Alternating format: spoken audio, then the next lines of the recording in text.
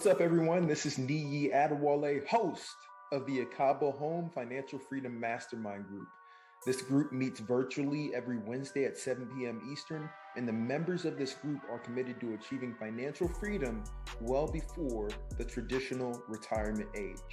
So in this podcast, you are going to get VIP access to the conversations we have about different forms of investment and creative ways to get your dollars working harder for you than you originally worked to obtain those dollars.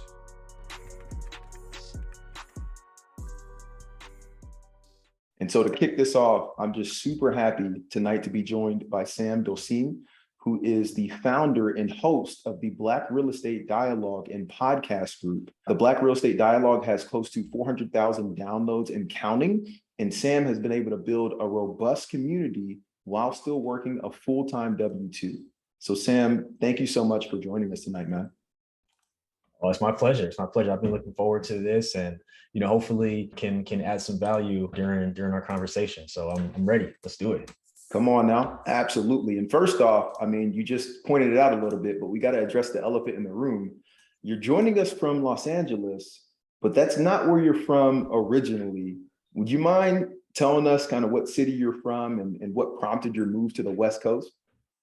Yeah. Wow. I haven't been asked that question in a minute. I would say, yeah, that's a very good question. So I've been in LA for 6 years, and I had, been here for vacation from Brooklyn, New York, and I just figured that's where I would be, and I was fine with that. Long story short, got a job opportunity in 2016, and I was like, at the time I was 25, and I'm like, let me just try it out. If I hate it, I can always come back, and I've been here ever since. So it wasn't necessarily super planned out, like, this was on my, my goals or anything like that. I guess God had different plans. So here I am. Hey, come on now. And if I move from New York to the West Coast, I don't want to be coming back either. It's hard to leave this weather, man. I miss my family. I miss Brooklyn. I miss my friends, but knowing that people can have this kind of weather all year round, it's hard to leave. Absolutely. When I made the move from Boston last year to Atlanta, I knew I was not going to be going back to the Northeast anytime soon. So I'm right there with you, man. And kind of switching gears a little bit, I talked about it a little bit at the top, right, in the intro with the presence and the community you've been able to build with BRED, the Black Real Estate Dialogue. What was your inspiration behind creating this platform and the podcast? Yeah, so good question. It's funny. I was with the person who was the first to hear about this idea earlier today. So in 2019, I really got into like investing, Black wealth, and just learning about those things. I got put onto different podcasts and things of that nature. And I'm like, wow, I couldn't believe that there were Black people who weren't just like entertainers and athletes and people outside of like the business people you see in Black enterprise and stuff like that, who were actually making moves and doing things in business and in real estate and things of that nature. And during that same time, I determined that I wanted to invest in real estate. So I'm like, all right, there must be a podcast or something, a Black podcast where I can learn about this information.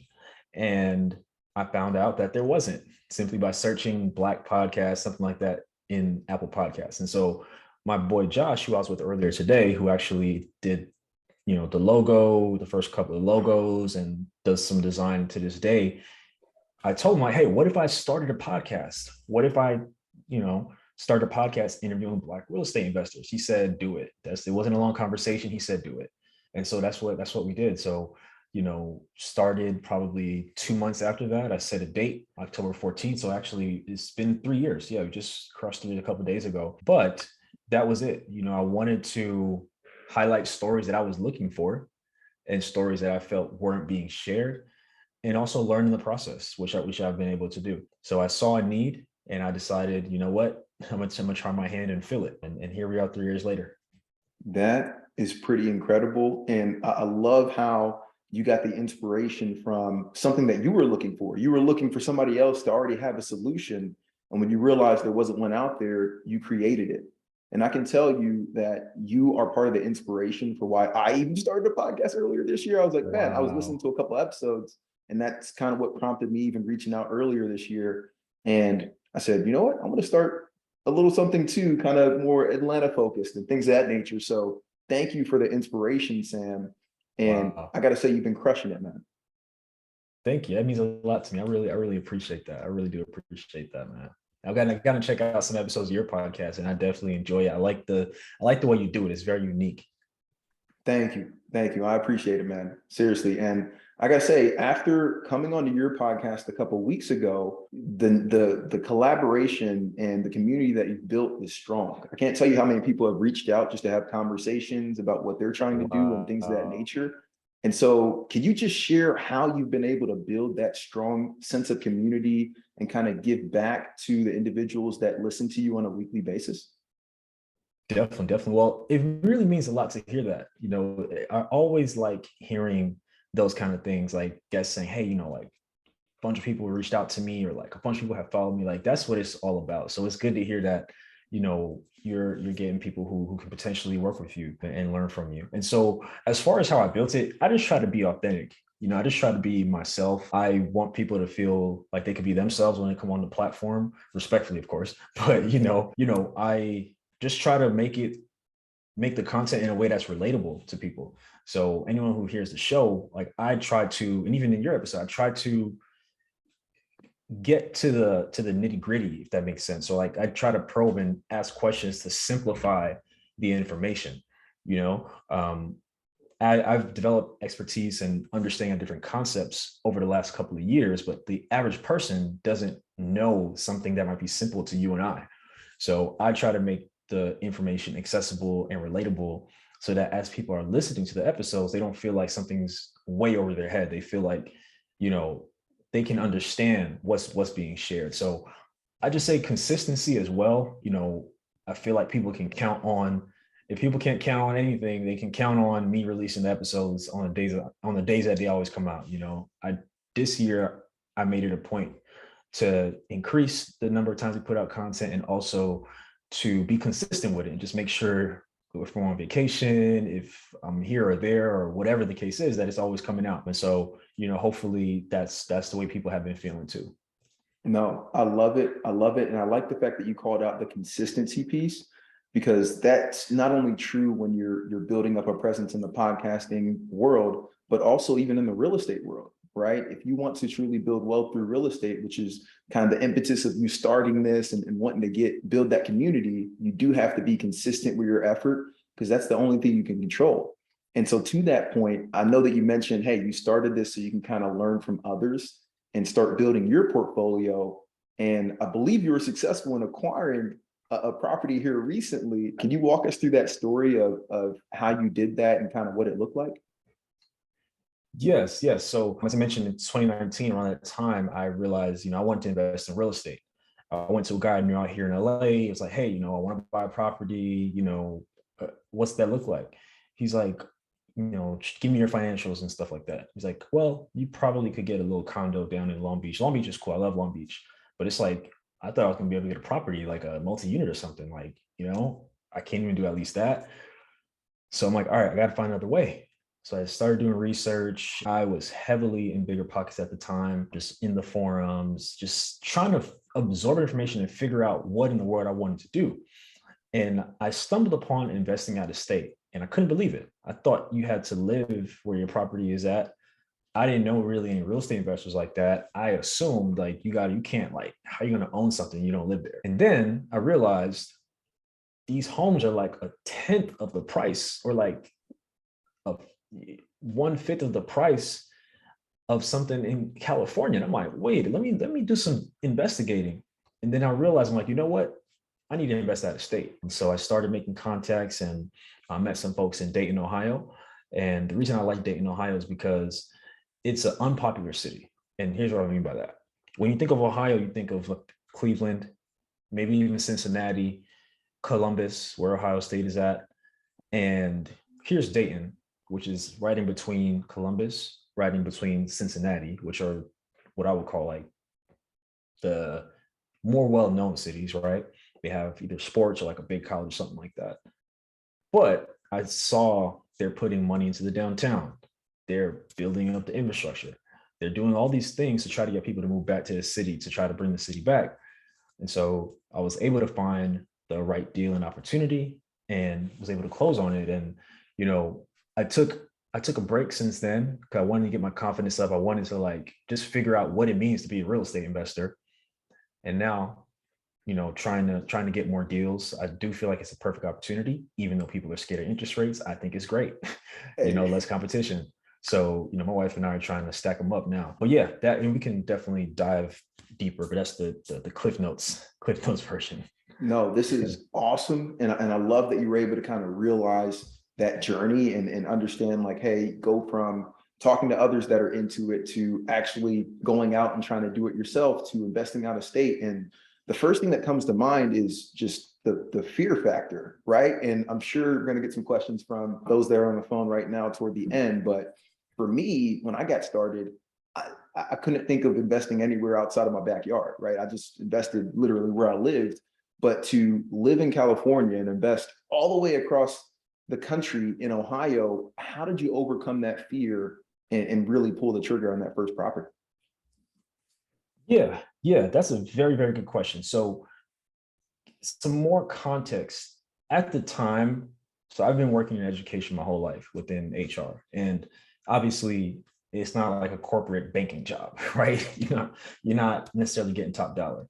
And the whole reason I wanted to invest is because I went through, looked at my retirement account, and the calculator showed me what I was projected to have at retirement.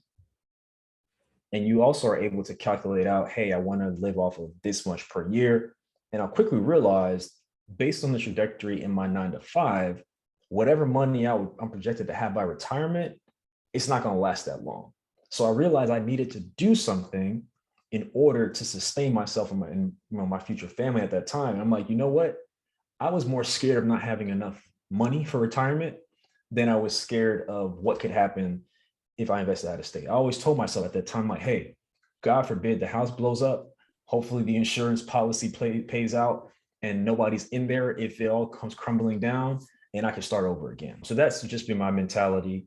I got umbrella insurance as well. So I felt like I did enough due diligence. I had enough people on the ground at the time.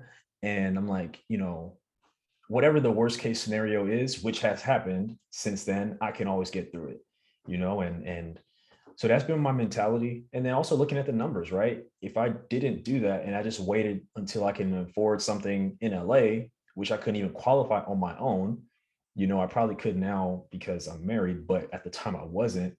So I just was like, I got to do something. I can't just sit on the sidelines and say what if, and, you know, 10, 20 years pass and I didn't do anything. So thinking about all those things, I was able to overcome like the fear and just ignore the fear because the fear was there, but it's like you're just gonna be scared forever. Like you're just gonna be scared and not do anything. So that was my mentality about it. That is huge. That is huge. And I wish many more newer investors had that mentality and were able to kind of listen to what you preach. Because I know on a daily basis almost, you talk about some of the basics of investing out of state and you give tips to newer investors to inspire them to take action. Because at the end of the day, that's what counts. It's taking action. You can study and get as much knowledge, as you want and keep doing that. And there's always going to be something to learn. But if you don't start taking action and actually getting out there and purchasing that first property and learning from mistakes, you're not going to start to build wealth. And you'll look back 5, 10 years from now and be disappointed that you didn't start earlier. Mic drop. Now, one thing you mentioned, which we can't skip over, is you have now been investing in real estate. You've built up an amazing platform, and you've been doing this while working a full-time W-2.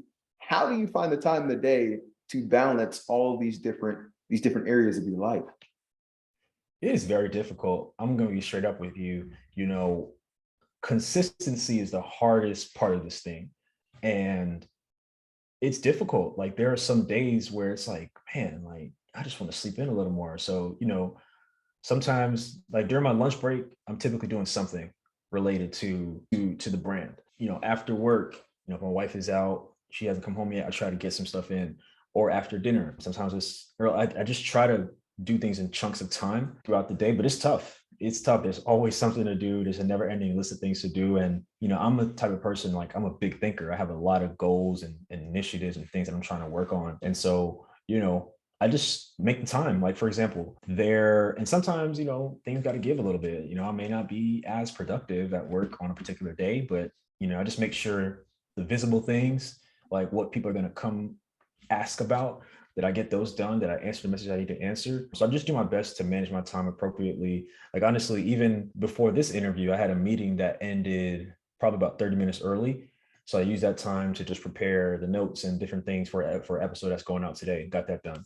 So, just trying to get things done in chunks of time while still having a life. But, I read somewhere, when you're in entrepreneurship and you have all these things going on, there's no balance. You just try to fit all the things together into your life. So, I'm still working on the optimal way to do that. Hey, well, I was hoping you were going to hit me with, the golden nugget here for that, but I'm right there with you, man. It's a balancing act, and it's never truly balanced, but as long as you can keep, kind of centering whenever you get too far one way, it kind of works. But no, truly encouraged and inspired by what you're doing here. And I just have two more questions before opening it up to those on the line to ask you questions as well. The first is you mentioned a mantra that you live by, right? And I kind of want to hear it from you and how you explain this. But the mantra is that real estate investing is possible no matter who you are. And I know this is very important to you. It's near and dear to your heart. Do you mind speaking on kind of what that quote and mantra means to you? Definitely. So before I started investing in real estate, I thought I had to be rich to invest in real estate. So something I don't really share that much. There was a time when I was trying to go to business school, trying to get my MBA. And to me, I'm like, all right, I'll get this MBA, I'll get this consulting job, I'll make like 100 and something thousand, and then I'll be able to invest in real estate. I think one of the schools I was trying to go to was the Ross School at University of Michigan. And I'm like, all right, if I go to Ross and I get this consulting job and I live in Detroit, it'll be cheap. And then I can buy properties in Detroit. Like, I had this whole thing that I thought I had to do to invest in real estate. I just told you all, I was able to do it while still working my job within education. And, my parents don't have a home. They've been renting as long as I can remember. So I didn't really have anybody who I could like reach. I mean, I have plenty of people now, but I didn't have anybody who could show me what was possible. And then when I was able to thankfully do it, I'm like, wow, like here I am, like the son of immigrants who didn't have much. And now I have an investment property. Like, when I bought that property, like the people around me really changed what they even thought was possible, because they didn't know anybody who was able to buy and invest property out of state. Like, that changed the game for like everybody around me. And so, as somebody who doesn't, I'm not a trust fund baby. So if I was able to get one property and now I'm working on getting even more, like anybody can do it. So, that means a lot to me. And it really keeps me going with this brand and with this information, because people need to hear it and people need to know, like, you can grow up poor. I have plenty of guests who've grown up poor and are millionaires and are super successful within real estate, and in the episode telling you how they did it. So, I live by that. That's awesome, man. That's awesome, Sam. And the last question for me is really around some of the goals that you have for 2022, and asking you, how can the Akaba home community help you achieve some of the goals that you still have for this year? Yeah, so I'd say some of my goals are more live events. So I've done some pretty dope networking events here in LA. However, I'm looking to take this show on the road. I mean, Atlanta's on my list. So working on doing some of that. Just want to do some more live events, live podcasts, really get to people in person. I put some feelers out, and people have expressed interest in that kind of thing. So that's probably my big goal for next year. I mean, perhaps I can do some of that in the remainder of this year. So I'll say that's one. And then two, I'll be coming out with merch very soon, which I'm excited about. So, just continuing, hopefully hoping to continue to build up brand awareness and spread this message all over the world. So I would say top of mind, those are two goals that I'm thinking of. And then of course, buying more properties, looking every day, found a good agent. So just waiting for the right opportunity to pull the trigger. Well, Sam, first off, I called dibs on the first round of merch. All right, definitely need that. And two, Oh, When you come to Atlanta, man, I know some guys that have event spaces. We can get this set up. So I'm pumped for that. That'll be cool. Say less. I know who to call. No, Appreciate Sam, that, man. of course, of course. And we appreciate you. Thank you so much for joining. And now I'm going to open up to those who are on the line. Please feel free to ask any questions of Sam. My question for the first investment, the first real estate investment you had, Sam, what was your expectations for that in terms of outcome? Yeah, so my expectations was, to make a couple $100 a month, get my confidence up. It wasn't a property that required any type of rehab. And I did that intentionally because I wanted to just do something where I had a high possibility of success. And I'm like, all right, if I could do this, then I could do something else. So like actually had to do quite a bit of rehab on the property last summer, all from here where I stand, which was interesting.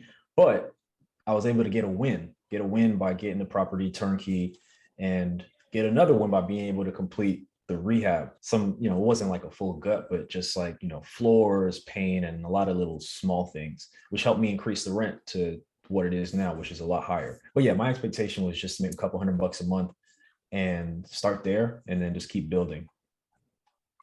Thank you. Thank you for your question. I appreciate that. Any other, go ahead. Well, I got a question for you, Sam. My name Radim, man. How you doing? I'm doing pretty good, man. Nice to meet you. It's good. Same. I wanted to know, like you was talking about your confident building, right? But what was the actual situation that just said, yo, you know what? I can see this working. Like this, what I'm going to start to do potentially full time. I guess you're assuming you probably will at some point in time start working your W-2 when you start gaining more confidence. But what's that one thing? Because I know sometimes it's real kind of frightful. When you first trying to buy your first property, you don't know if it's going to be successful. You don't know if it's going to net a certain type of profit to have you really think that it's worth it. So what was that exact moment that you like that gave you the extreme confidence where you just like, yo, whether it fell, it's worth taking the risk? Love that question. So I would say a couple of things. So prior to buying the property, I spent like a year studying, just reading stuff, just trying to figure out how to do this whole thing. And then when I found information specifically on out-of-state investing, I just immersed myself in it. So I was reading, talking to people, reaching out to people within online forums and stuff like that. And then also figuring out how to analyze deals. So I found this really dope calculator. So I started just crunching numbers and things like that. So that preparation helped me to build my confidence. And then I had the financing. I figured out, hey, all right, I got the, a down payment ready for a property of whatever price. And so the preparation is really what gave me confidence to pull the trigger at the end. I don't think I would have been so confident or felt prepared. I mean, you can't prepare for everything, but I felt prepared enough because of that preparation that I did. So that's what I would say.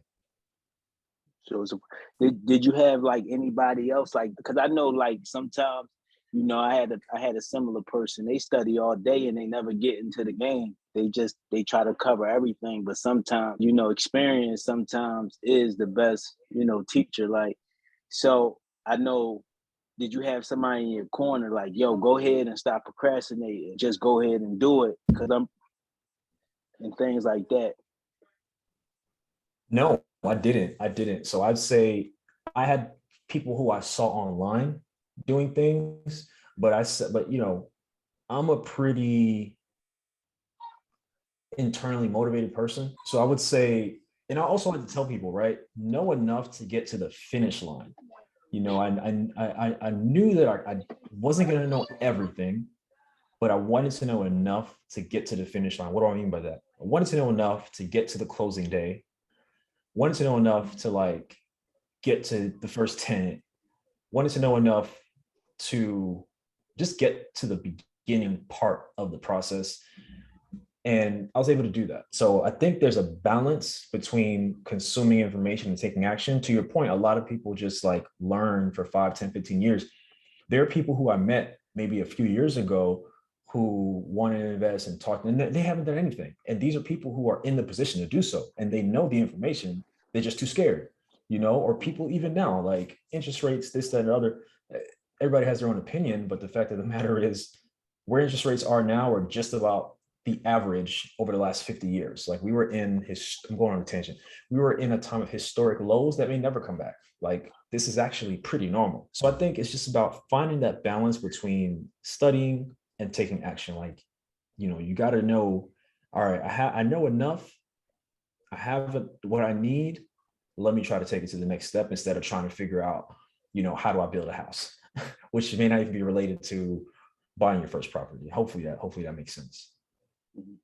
No, and just piggybacking off of that, that was spot on. It's almost like trying to imagine that top stair when you're climbing the Eiffel Tower before you've taken your first step. It's like just take that first step, and then you'll see the next step and the next step and the next step. And you've really got to trust in yourself that you'll figure it out along the way. We do it all the time when we're working our W-2s, we're figuring out complex issues, but it may seem a little less risky because we're getting a paycheck either way.